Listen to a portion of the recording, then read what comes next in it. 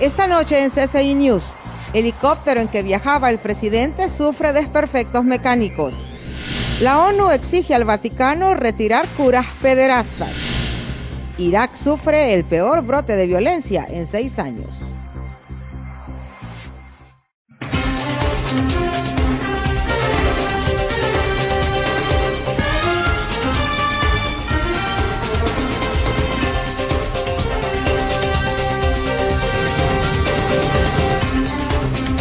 Este es su noticiero CCI News, con Mayra Navarro.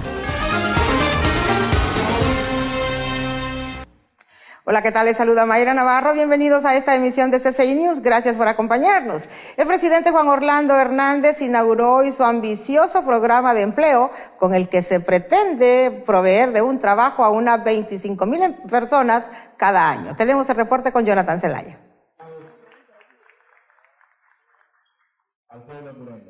Arranca el programa Con Chamba Vivís Mejor, con el que se espera que unos 25,000 hondureños al año tengan un trabajo estable. El presidente Juan Orlando Hernández inauguró hoy este programa. Por lo menos deberíamos de darle empleo a 100,000 personas a través de este proyecto. Hoy ustedes son los primeros y siéntanse privilegiados, como me siento yo, de estar aquí humildemente empezando mis tareas de servicio al pueblo hondureño, pero hay miles de personas con deseos de trabajar. Y yo felicito a la empresa privada y les agradezco. Los primeros 250 jóvenes en las ciudades de Tegucigalpa y San Pedro Sula comenzaron a trabajar hoy. Queremos también que estos muchachos se formen, tengan una capacitación. Con la nueva dinámica que se le imprimirá al INFOP, también será algo que va a venir a potenciar todas estas necesidades de empleo que las empresas están promoviendo. Cerca de 100 jóvenes se están insertando en el mercado laboral de la capital.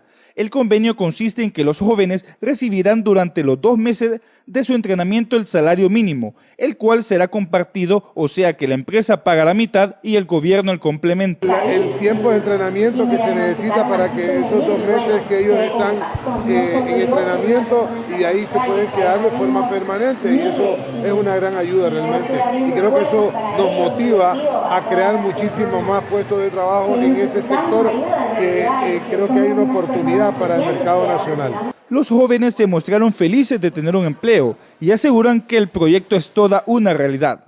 Muy contenta, la verdad, por tener una oportunidad, poder tener mi empleo y pues poder depender de mí misma. Les digo, que no duden que es realidad. La población espera que la puesta en marcha de este proyecto pueda beneficiar a aquellos que más lo necesitan. Actualmente, 1.800.000 hondureños en edad laboral no tienen trabajo. Jonathan Zelaya, CCI News.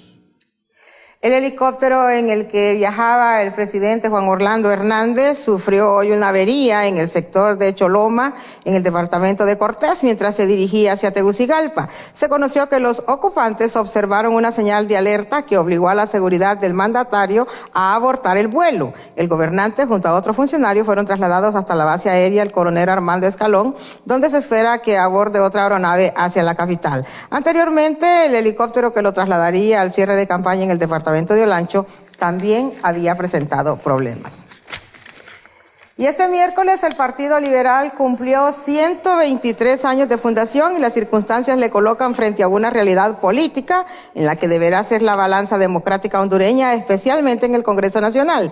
En el evento para conmemorar esta fecha, que se realizó en la sede de los liberales, se reunieron seguidores que como acto de honor le colocaron flores a los monumentos que se tienen de los próceres liberales. El jefe de la bancada liberal, el diputado Marco Antonio Andino, felicitó a todos los liberales y les recordó que lucharán para volver a la casa presidencial. Compañeros y compañeras, ustedes que son la columna vertebral del Partido Liberal de Honduras, ustedes los que no defraudan al Partido Liberal de Honduras, ustedes que van a levantar al Partido Liberal de Honduras, nosotros todos tenemos que levantar esa bandera rojo, blanco, rojo y volver de nuevo a casa presidencial. No es el primer momento en que estamos en una situación difícil. Han habido en otras oportunidades, pero nos vamos a levantar y vamos a surgir como el ave fénix. Y el Partido Liberal va a llamar victorioso esa bandera liberal. Entre tanto, los 48 diputados nacionalistas se reunieron para escoger al jefe de la bancada en el Congreso Nacional. Óscar Álvarez Guerrero se llevó la preferencia de los votos de sus compañeros. En la elección para la jefatura de la bancada nacionalista también participó el diputado por el departamento de Colón, Óscar Nájera, mientras que la diputada por Cortés, Huelsi Vázquez, se convierte en la subjefa de bancada. Walter Chávez es el secretario, Carmen Rivera la prosecretaria y Carlos Ledesma el tesorero. Con mis compañeros y compañeras de Cámara que han votado por su servidor, mi labor será mantener la unidad de los diputados y también hacer acuerdos con las otras bancadas y llevar a cabo acciones que permitan que tengamos gobernabilidad, apoyar al doctor Oliva y también apoyar a los otros poderes del Estado, también al presidente Juan Orlando Hernández, para que tenga leyes que le permitan gobernar de mejor manera. En contrainformación, unos 100 turistas estadounidenses llegaron en un crucero a la bahía de Tela para disfrutar de las bellezas que tiene el puerto. El Yorktown, un crucero de Nueva York, Estados Unidos, trajo a los visitantes que son jubilados de la tercera edad, que hacen un recorrido por los distintos parajes de Honduras. Hace unos días estuvieron en Cayos Cochinos y en Puerto Cortés. En Tela también harán un recorrido por el Parque Botánico de Lancetilla. Los estadounidenses también visitarán comunidades garífunas para disfrutar de las tradiciones de esta etnia. Las autoridades del turismo local comentaron que la próxima semana está prevista la llegada de otro crucero con más turistas. Vamos ahora a Colombia, donde fue destituido el jefe de la inteligencia del ejército debido a un escándalo por las escuchas ilegales que está sacudiendo ese país. Al parecer, la revista Semana reveló que fuerzas de inteligencia habían puesto escuchas ilegales a los delegados del gobierno y las conversaciones de paz con la FARC. El diálogo entre el gobierno de Colombia y las FARC se rodea de tensión. Este martes, 2 jefes de inteligencia del ejército colombiano fueron relevados de sus cargos tras denuncias de presuntas escuchas ilegales. La información fue revelada por la revista Semana. La publicación indica que sectores del ejército vigilarían desde 2012 las comunicaciones de diversas personalidades, entre ellas las de los delegados del gobierno en la mesa de negociaciones de paz con las FARC en La Habana. El ministro colombiano de Defensa, Juan Carlos Pinzón, dijo en un comunicado que los relevos fueron decididos mientras avanzan las investigaciones para buscar la mayor transparencia posible en el proceso. El caso se encuentra ya bajo la investigación de la Fiscalía, que hace 10 días incautó equipos de cómputo en un allanamiento realizado en Bogotá y buscará determinar si hubo una extralimitación de funciones por parte de los militares involucrados. El presidente Juan Manuel Santos ordenó este martes investigar las supuestas escuchas. Dijo que estas acciones buscan sabotear el proceso de paz con la guerrilla de las FARC, que desde 2012 busca poner fin a un conflicto que se prolonga desde hace medio siglo. Entre tanto, el expresidente colombiano Álvaro Uribe criticó hoy fuertemente al presidente colombiano Juan Manuel Santos por las negociaciones de paz que realiza con las FARC. Uribe se está postulando para un puesto en el Senado. Álvaro Uribe regresa a la política. El expresidente colombiano conversó en exclusiva con AFP en Medellín, tras un acto de su campaña por un lugar en el Senado. Uribe, que gobernó el país entre 2002 y 2010, ha centrado su discurso electoral en las críticas al diálogo de paz que desde hace más de un año llevan adelante el gobierno de Juan Manuel Santos y las FARC en La Habana. El exmandatario critica duramente a su sucesor, que fue su ministro de Defensa y cuya campaña electoral fue impulsada por el propio Uribe. El presidente actual está haciendo todo lo contrario a aquello que prometió. Por ejemplo, él aceptaba que estos individuos eran terroristas.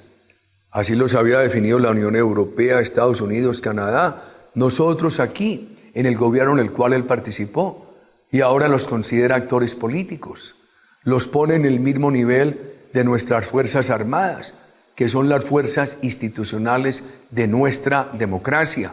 Uribe, de 61 años, es hijo de un hacendado de la región de Antioquia que murió a manos de las FARC.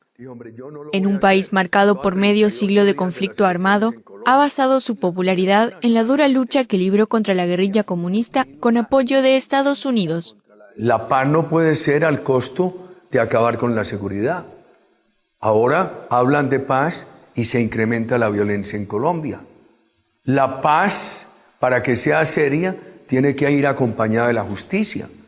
Porque si usted no castiga, así sea con una sentencia reducida, a quienes han sido reclutadores de niños, narcoterroristas, eso da muy mal ejemplo y creará nuevas violencias.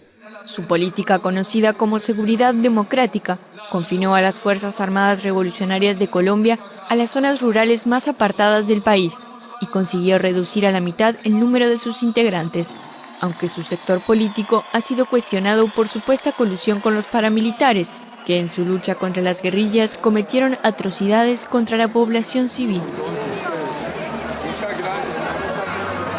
Alejado de Santos y cerca de sus más fieles seguidores en Medellín, Uribe aspira a regresar en las elecciones legislativas de marzo, esta vez con un nuevo movimiento político de derecha llamado Centro Democrático.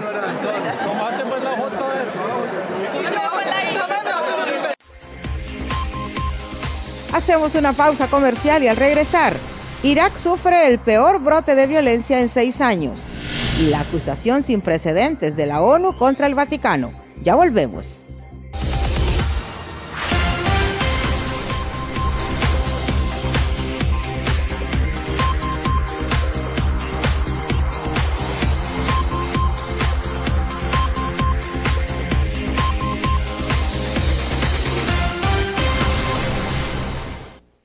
Naciones Unidas acusó al Vaticano de adoptar políticas que permitían a sacerdotes violar y acosar sexualmente a decenas de miles de niños. En un informe sin precedentes, el Comité de Derechos del Niño de la ONU exigió al Vaticano la destitución inmediata de los miembros del clero que son reconocidos o sospechosos de abusar de menores.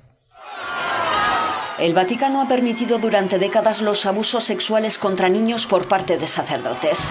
Lo dice un informe de la ONU que habla de decenas de miles de casos en numerosos países. El documento acusa a la alta jerarquía de la Iglesia Católica de no tomar las medidas necesarias para proteger a los menores. La principal conclusión de la comisión es que la Santa Sede adoptó políticas y prácticas que llevaron a la continuación de abusos y a la impunidad de los responsables.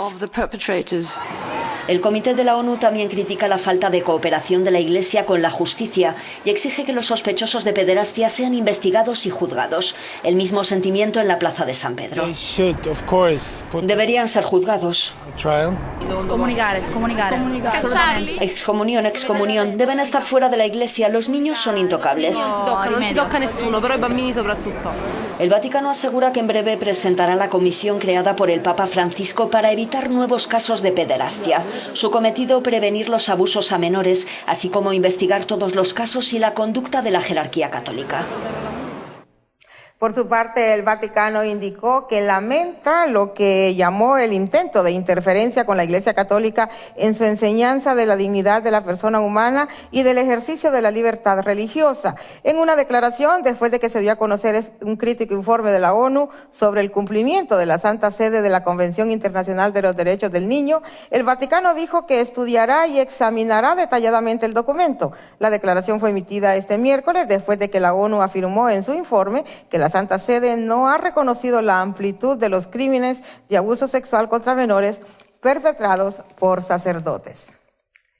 Entre tanto, en una información relacionada con el Vaticano, hoy se informó que será puesta a subasta la motocicleta Harley Davidson que le fue regalada al Papa Francisco.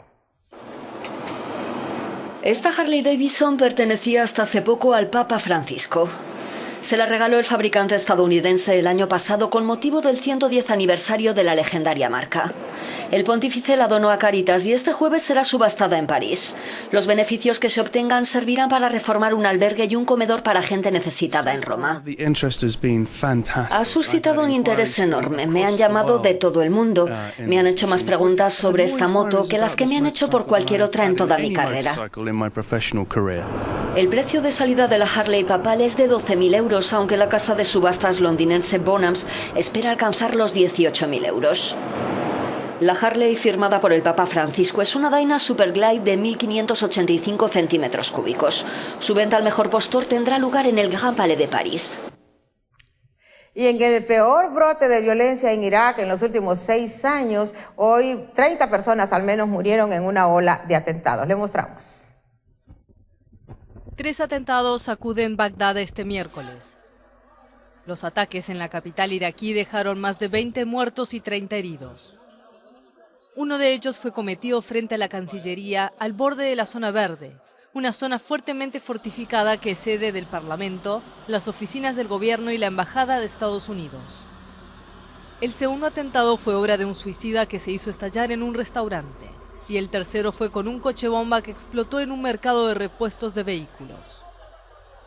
Los ataques ocurren en momentos en que el ejército iraquí intenta recuperar 2 ciudades que en enero cayeron en manos de insurgentes islamistas. Y el temporal sigue causando problemas en varios países de Europa. Miles de personas están sin servicio de electricidad. Un temporal de lluvia y viento provoca el caos en Europa occidental. En la Bretaña francesa, la borrasca Petra que barre la costa atlántica ha provocado olas gigantes de hasta 14 metros. 40.000 hogares estuvieron privados de electricidad durante horas, ahora son 25.000. En la costa norte española se mantiene la alerta roja por fuertes vientos y todo el litoral portugués está en alerta naranja. Las fuertes lluvias se han vuelto a cebar con el Reino Unido e Irlanda, donde se han producido inundaciones en todo el país. Cork, la segunda ciudad irlandesa más importante, es una de las más afectadas. Es terrible, el litoral está impracticable, el centro de la ciudad está devastado, todas las tiendas cerradas. El centro urbano de Cork quedó aislado durante horas. En Europa Central el problema es otro. Eslovenia sigue paralizada desde el viernes por un temporal de nieve y frío. 50.000 hogares están sin electricidad. La caída de numerosos postes eléctricos y árboles ha interrumpido el transporte ferroviario y por carretera en algunas zonas.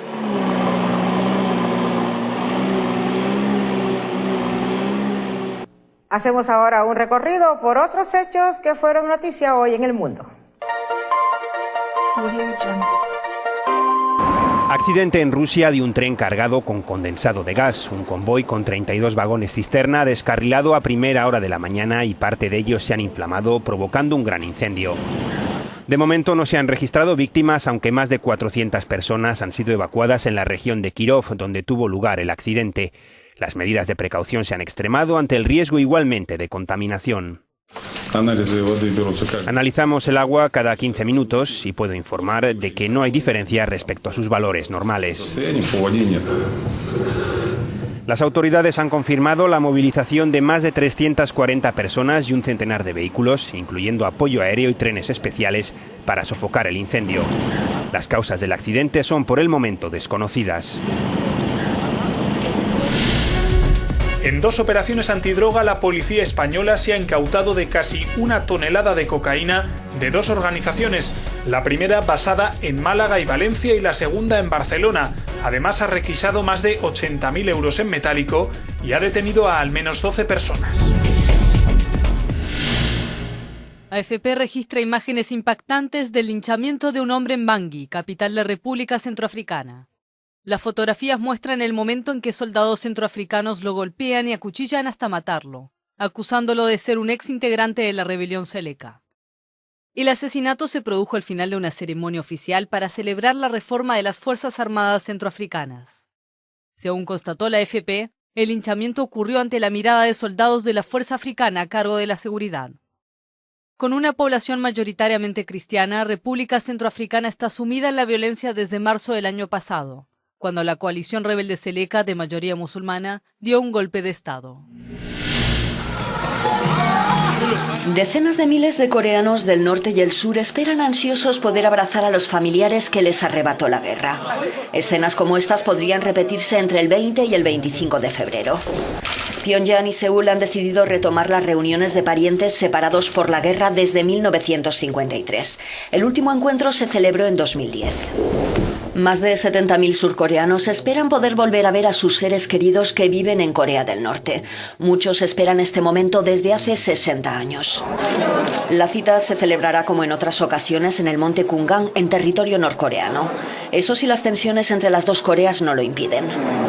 Pyongyang anuló hace unos meses una reunión en el último minuto denunciando la hostilidad de Seúl, rompiendo el corazón de miles de personas.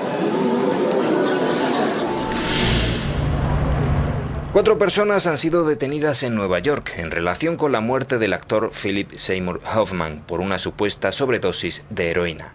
Se trata de 3 hombres y una mujer sospechosos de haberle vendido la droga que le costó la vida el pasado fin de semana. Los arrestos han tenido lugar en 3 apartamentos del Bajo Manhattan, situados a apenas 1,5 kilómetros del domicilio de Hoffman, en los que la policía se ha incautado de 350 papelinas. El fallecimiento de Hoffman ha puesto rostro al resurgir del consumo de heroína en Estados Unidos como una droga más potente, barata y accesible que los analgésicos, que solo se pueden conseguir con receta médica. El doctor Harris Stratain, vicepresidente del Centro de Tratamiento de Adicciones Caron, hace hincapié en este último aspecto.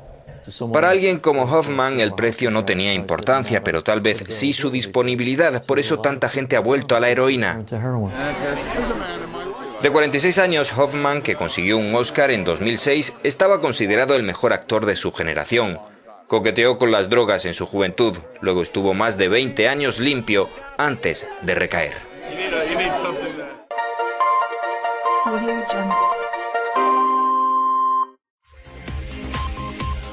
Vamos a mensajes comerciales y al regresar, la increíble historia de un salvadoreño que sobrevivió un año a la deriva en el mar.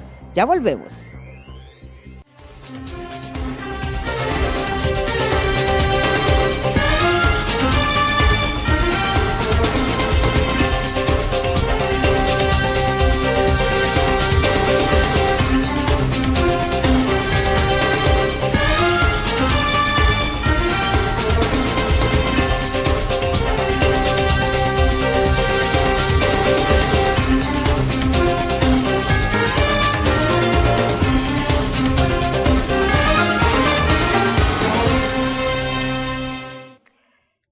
Le está dando la vuelta al mundo la historia de un salvadoreño que fue rescatado en las Islas Marshall después de sobrevivir durante 13 meses a la deriva en el mar. El relato, sin embargo, está causando algunas dudas.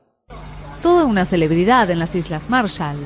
El náufrago salvadoreño que apareció la semana pasada en ese estado del Océano Pacífico fue dado de alta el martes de noche y se preparaba este miércoles para retornar a casa. Muchas personas se acercaron a ofrecerle comida y ropa.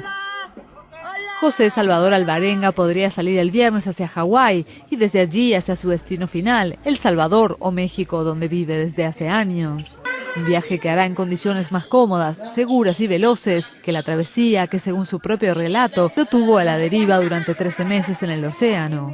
En El Salvador, su familia dice estar esperándolo, incluyendo su hija de 14 años, Fátima Maeva, que dice no acordarse de su padre porque se fue a México antes de que ella naciera. La madre de Alvarenga calificó la reaparición de milagro divino luego de haber hablado por teléfono con su hijo el martes. El relato del náufrago plantea todavía muchas interrogantes, tanto por el largo tiempo que logró sobrevivir en condiciones extremas, como por su aspecto físico relativamente saludable cuando fue rescatado. Un chequeo comprobó que sufre una leve deshidratación y los efectos de una dieta limitada, pero que por lo demás está bien de salud. Un médico francés especialista en las condiciones de vida en alta mar, consultado por la AFP, dijo ser escéptico sobre el relato de Alvarenga, que contó haber sobrevivido comiendo pescados y pájaros crudos, bebiendo sangre de tortugas marinas, orina y agua de lluvia. Según el experto, esos alimentos contienen solo proteínas, útiles para la estructura muscular, pero no para el funcionamiento del cuerpo humano, que requiere también de azúcar y vitamina C, entre otras. Y ahora nuestro resumen de lo que sucede en el mundo cristiano. Microinformativo Mundo Cristiano. El náufrago salvadoreño José Salvador Alvarenga afirma que su fe en Dios lo ayudó a sobrevivir durante el tiempo que estuvo en alta mar. De acuerdo con su relato a medios internacionales, estuvo perdido durante 13 meses en el Océano Pacífico. Su madre, Julia Alvarenga, también asegura que mantuvo la fe para creer que su hijo estaba vivo. Alvarenga fue encontrado el jueves anterior a 22 horas de viaje en bote desde Majuro, la capital de la isla Marshall, en el Océano Pacífico. En Bélgica, un proyecto de ley busca permitirle a los niños enfermos optar por la muerte inducida o eutanasia. Michael Kukeler, fundador de la Marcha para la Vida en Bruselas, asegura que esta ley busca retar al cristianismo. Creo que es una ley simbólica.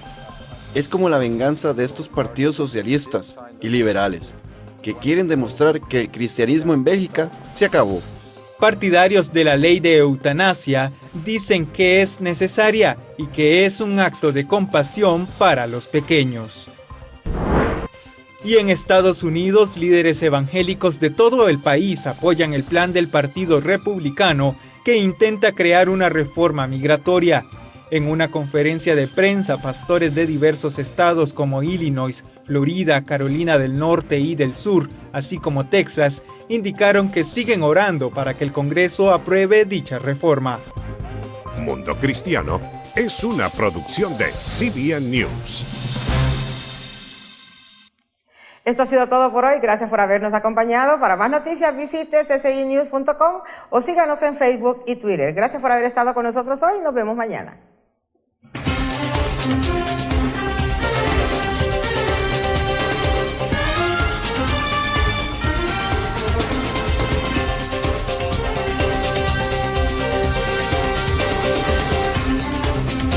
Este fue su noticiero CCI News con Mayra Navarro.